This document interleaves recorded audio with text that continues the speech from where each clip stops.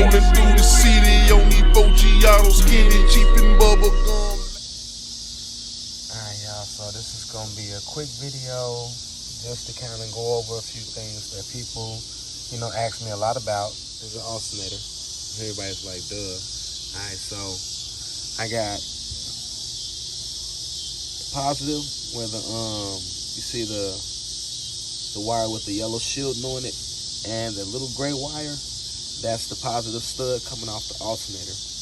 The other wire is my ground wire. That's basically just on the bolt that holds the alternator onto the motor, to the engine. Alright, so here, Hall effect sensor. Basically your PCM senses, the amperage going through, and it regulates it. Stupid thing. It's good, but it's bad. Okay, it's good for gas mileage. It's bad for us, guys that want more power out of our setup. Right here is your battery delete box. There is nothing inside that box, just emptiness.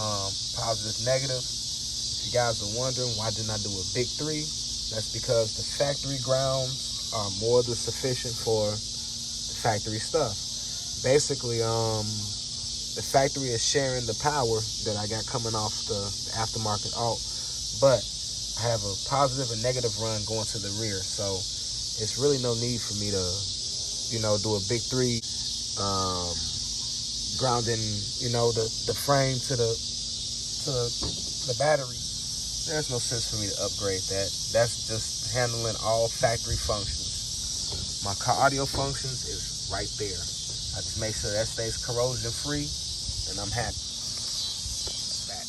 Okay, so back here, this fuse block right here is going to the car.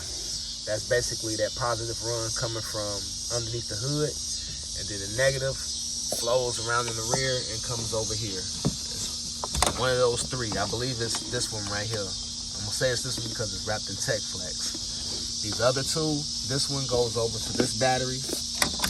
This fat one right here, which is 3-arc welding, it goes down, up, and comes back over here to this battery, which I plan on switching out real soon because it's a different voltage. I got 1, 2, 3, 40 amp hours, but to be honest with you, this one right here is a 35. So, only thing I really don't like is the position of my positive terminal. It's real close to this frame over here, but I got plastic in between, and the battery is pretty secure. I mean, it's not rocking, it can't move. Then of course, negative is right there, so I'm not worried if that touches.